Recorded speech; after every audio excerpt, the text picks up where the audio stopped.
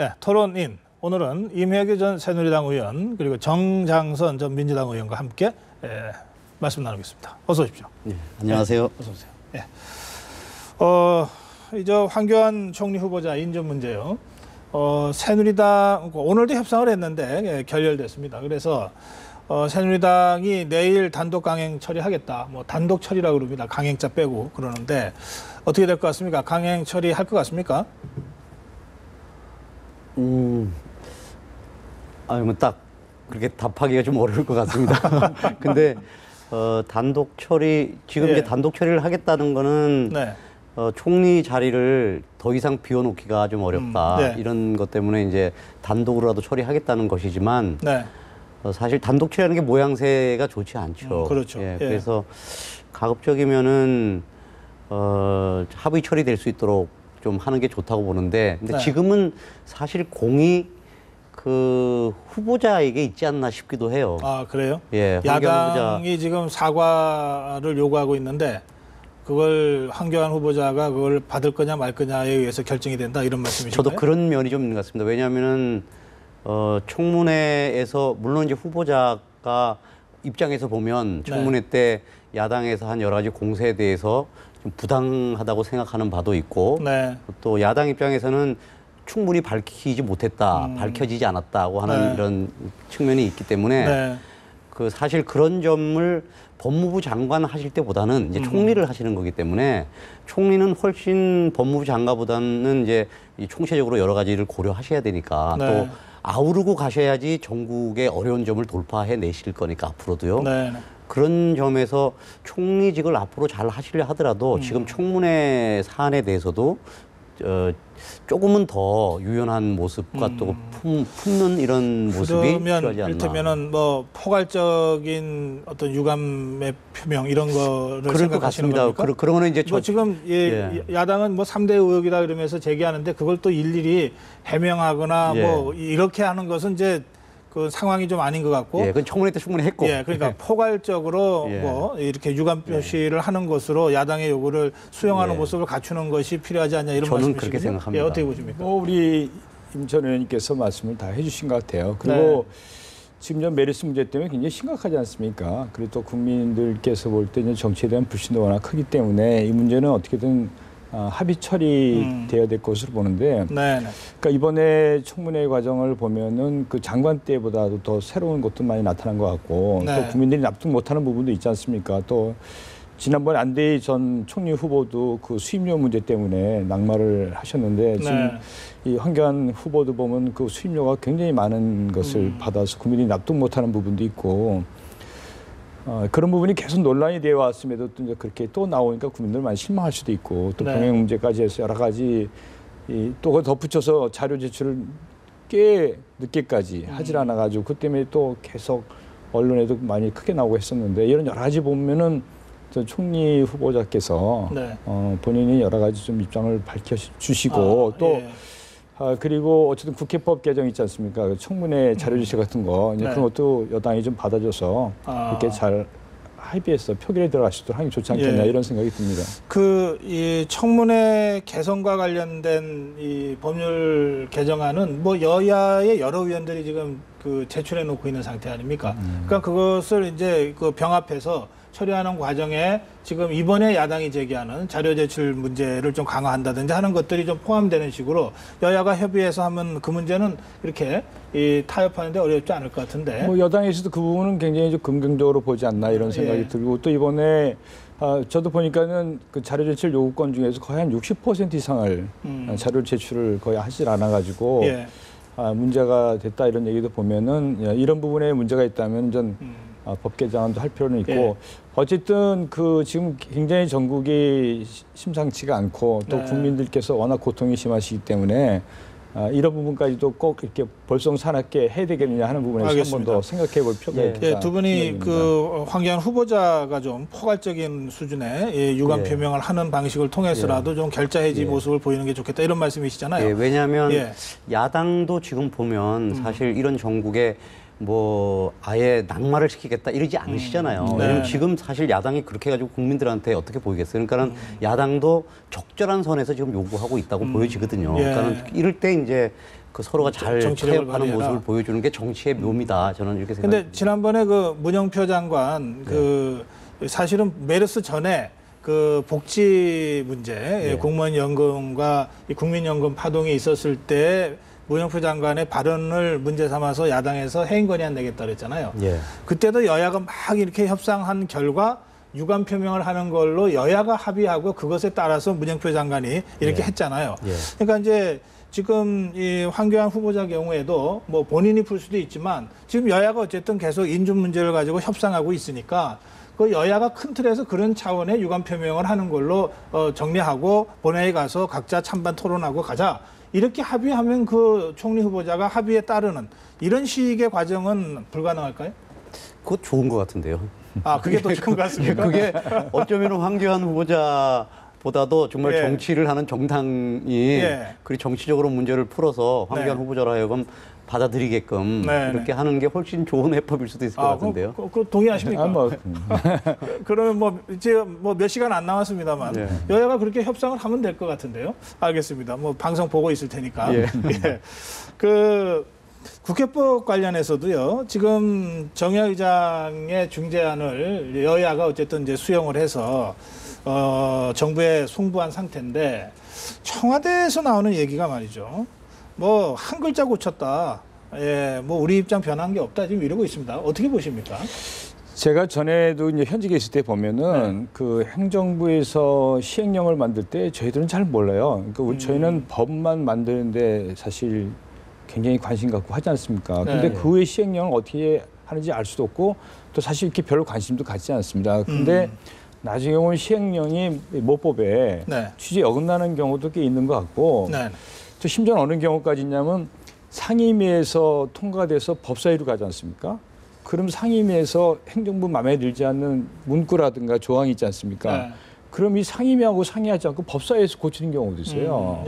나중에 상임위에서 전혀 모르고 있다가 나중에 뒤늦게 하는 경우도 있습니다. 그러니까 행정부에서 보면은 좀 껄끄럽거나 좀 불편한 것들이 있으면은 그렇게 편법을 사용하는 경우도 저는 꽤 있다고 봅니다.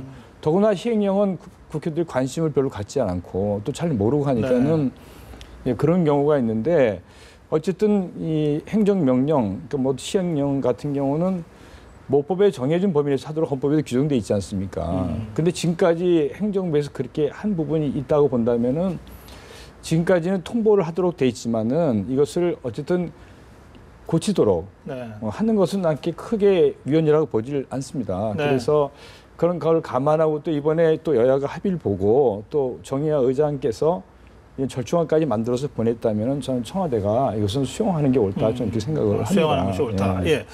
사실 저는 왜 청와대의 논평이 뭐 글자 한자 고쳤을 뿐이다 이렇게 나오는지 모르겠어요. 정말로 중요하면은 점 하나 고치는 걸로도 크게 문맥이 바뀌는 거 아닙니까? 어떻게 보세요? 제가 이제 여기 오기 전에 이제 이 문제를 헌법학자들이 뭐라 그러시나 한번 봤어요.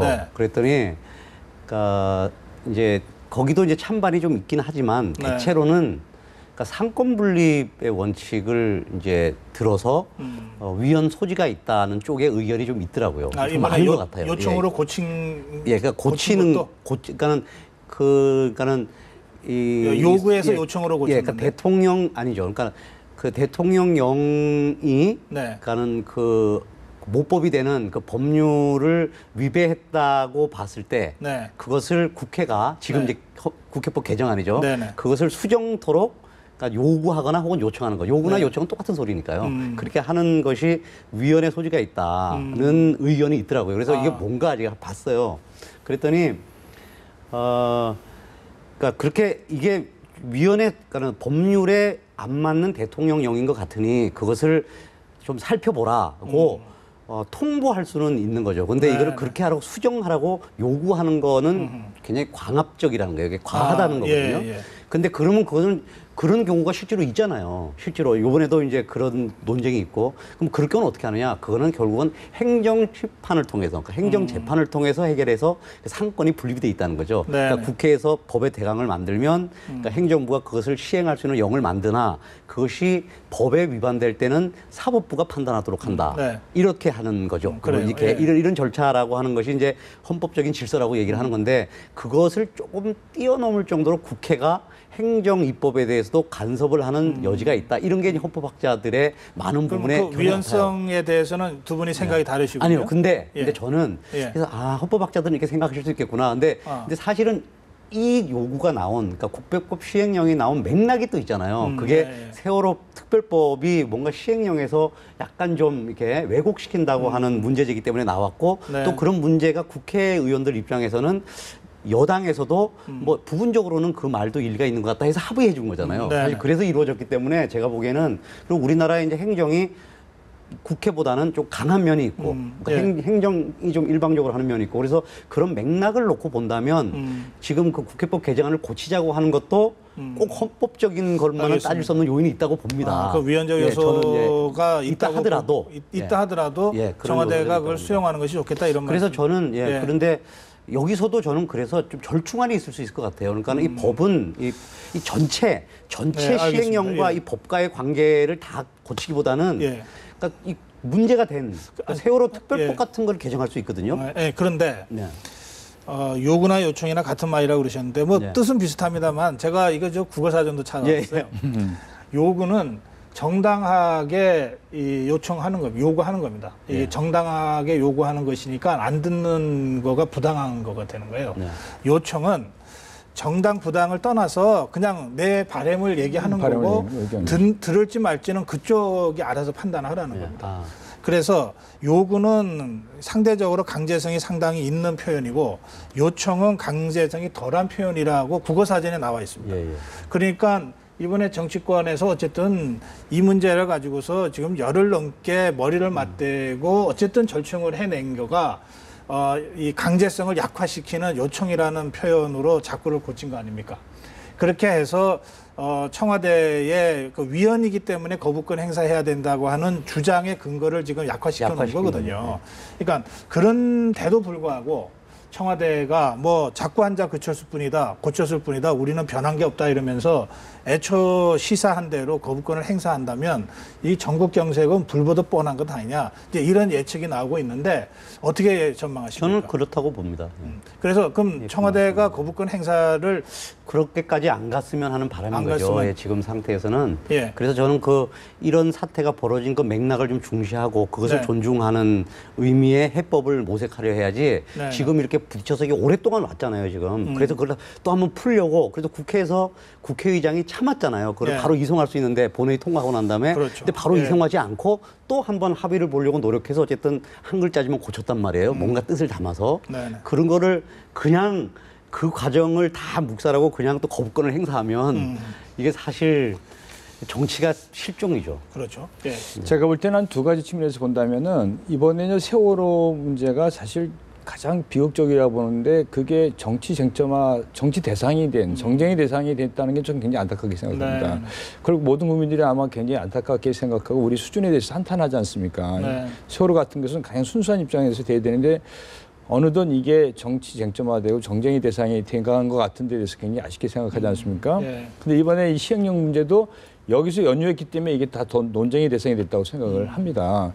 근데 이게 만약에 세월호 문제가 아니었다면 이렇게 논쟁이 되지 않았을 거라고 봅니다. 그리고 국회가 이렇게 통보하든 요구하든 요청하든 이게 웬만하면 그렇게 하질 않거든요. 그렇게 할 때는 이게 상당히 모법의 취지에 어긋났다라고 봤을 때 통보하고 요청하든 요구하든 그 경우에는 상임위에서 여야 합의해서 하는 거기 때문에 합의해서 하는 것이기 때문에 상당한 이유가 있을 때 하는 거기 때문에 통보를 하든 요구를 하든 요청하든 행동을 안 할 수가 없습니다. 그 정도 할 때는 이미 심각한 침해가 됐다고 봤기 때문에 그래서 이 문제를 다시 정치 쟁점화할 사항이 아니고요. 제가 볼 때는 이렇게 할 때는 굉장히 심각한 침해가 있다고 보기 때문에 이런 부분은 그렇게 받아들이는 게 좋지 않나 이런 생각합니다. 국회의 합의를 대통령이 존중하는 것이 지금 상황에서도 맞는 것 같고 또 상권분립의 원리에 비춰보더라도 맞는 거 아니냐 이런 두 분의 의견이십니다.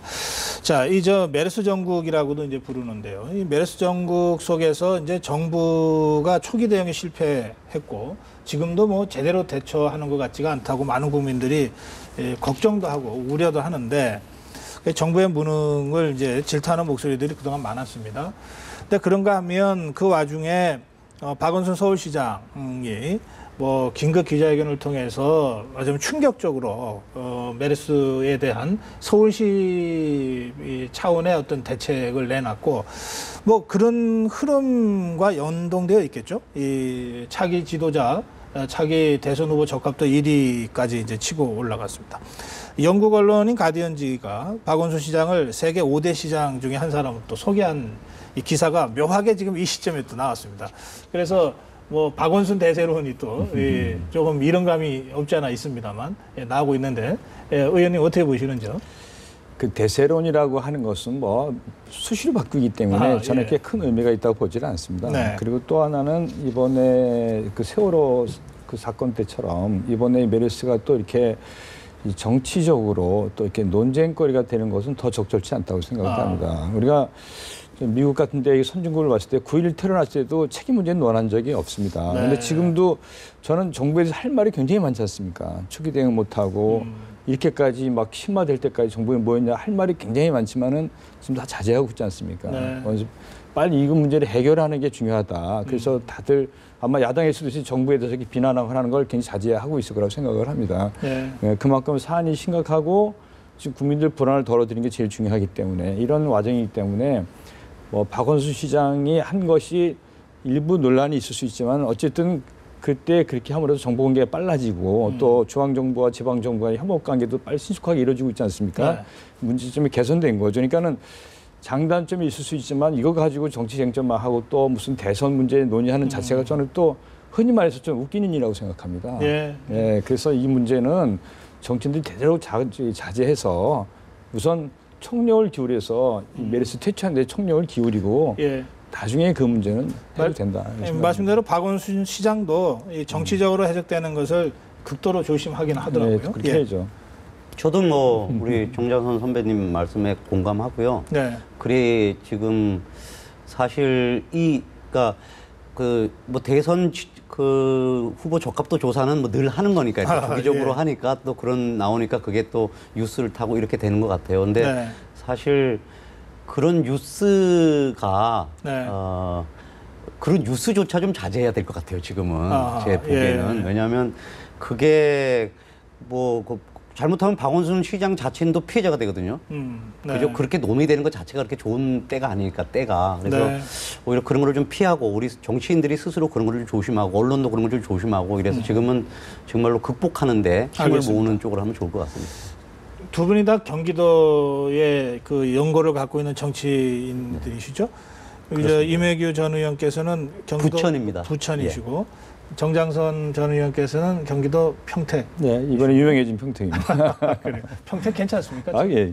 너무 이렇게 막 이렇게 언론에서 막 너무 이렇게 상인들 있잖아요. 네. 막 이렇게 초기 단계에 좀 이렇게 불안했을 때 그런 장면을 너무 많이 내보내가지고 네. 마치 그냥 물론 심각하지만은 네. 마치 유령도시 비슷하게 막 묘사되고 하는 것은 좀 이렇게 안타깝게 생각합니다. 예.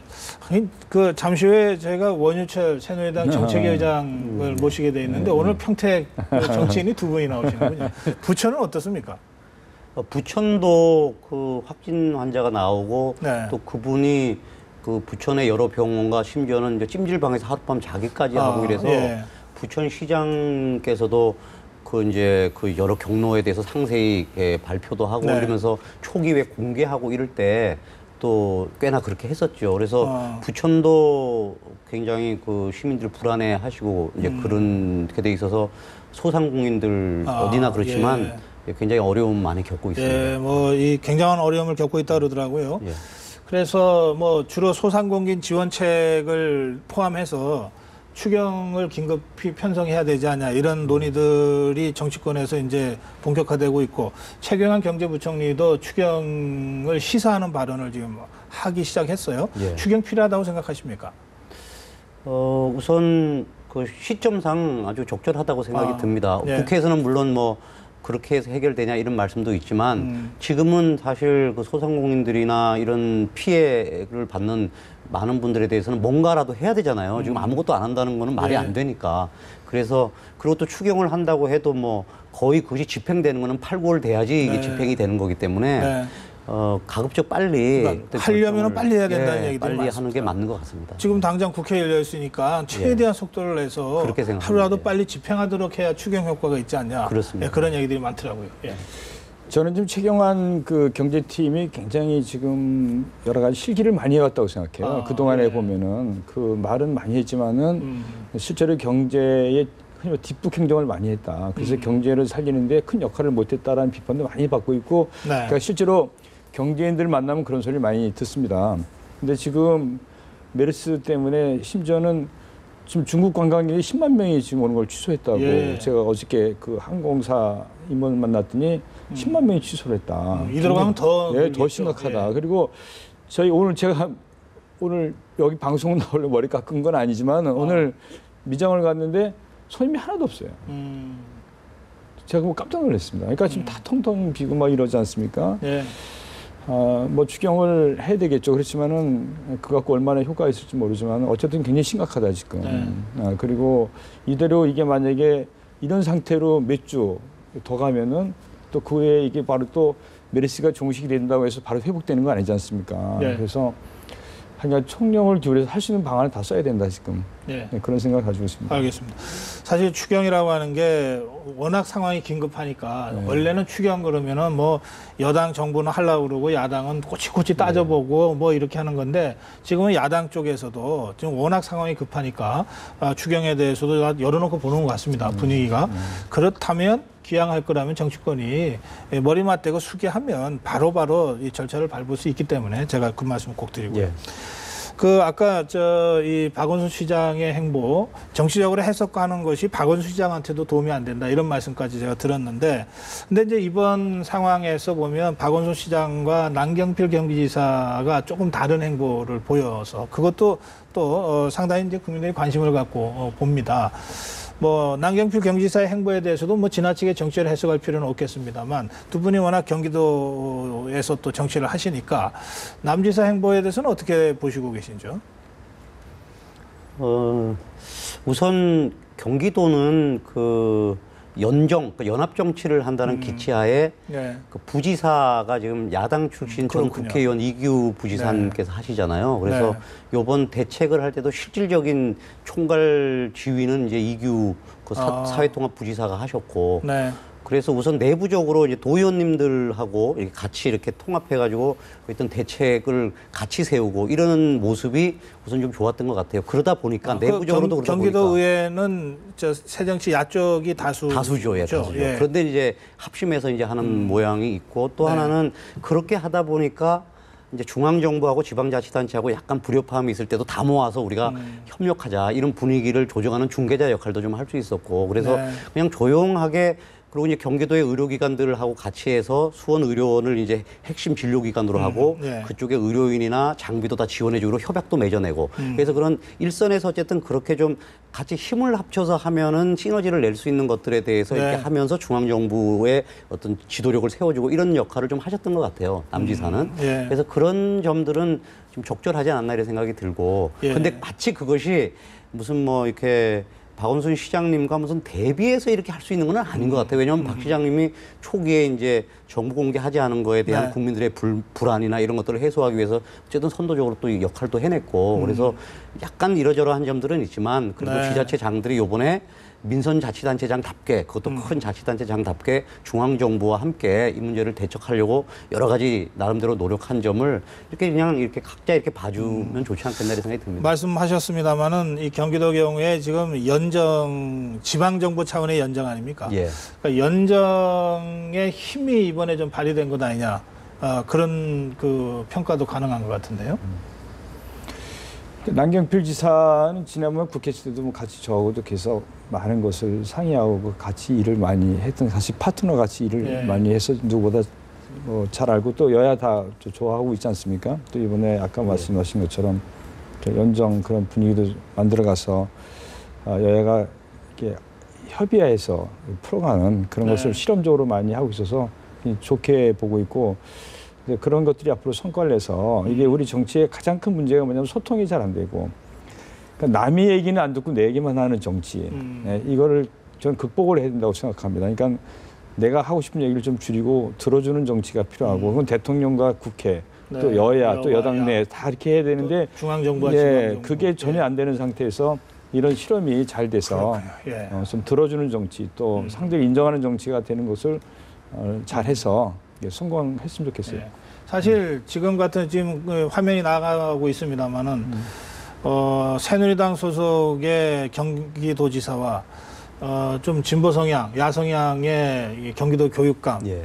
또 그런가 하면 야당 대표, 또 뭐 여당 대표, 뭐 이렇게 이 정말 이 정당을 넘어서서 여야를 넘어서서 함께 위기에 대처하려고 이렇게 한 자리에 모이는 것만으로도 국민들한테 좀 힘을 주지 않겠습니까? 그렇습니다. 예, 그런 점에서 저는 좋은 사례가 될 수 있다.